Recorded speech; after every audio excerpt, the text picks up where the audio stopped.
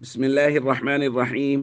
عن أبي هريرة رضي الله تعالى عنه قال قال رسول الله صلى الله تعالى عليه وسلم: من كذب علي متعمدا فليتبوأ مقعده من النار. رواہ مسلم۔ نبی کریم صلی اللہ علیہ وسلم نے ارشاد فرمایا، جس شخص نے جان بوجھ کر مجھ پہ جھوٹ بولا وہ اپنا ٹھکانہ جہنم میں بنا لے۔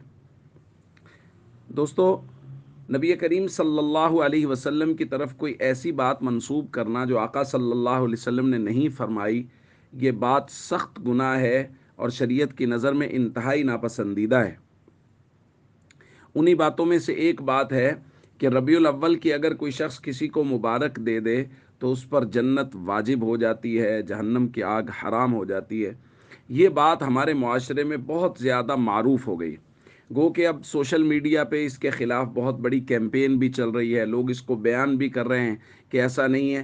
اس کیمپین کے باوجود بھی بہت شد و مد کے ساتھ آپ کو بھی بہت سارے دوست آپ کے ہوں گے جو آپ کو یہ میسج بھیجیں گے کہ جس نے ربیع الاول کی سب سے پہلے مبارک دی اس پہ جہنم کی آگ حرام ہے۔ یہ قطعاً ایسی کوئی حدیث نہیں ہے۔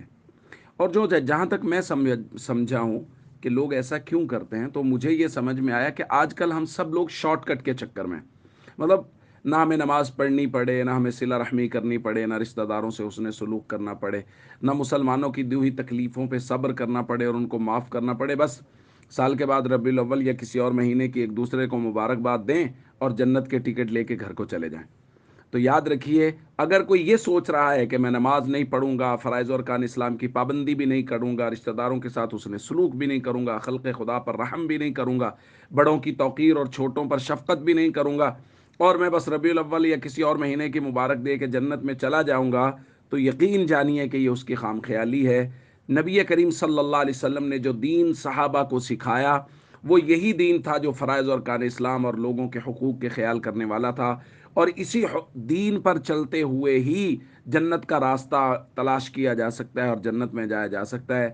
اس لیے کسی شارٹ کٹ کے چکر میں نہ رہیں، بس ہمیشہ نبی کریم صلی اللہ علیہ وسلم کے مبارک دین کی پیروی کریں۔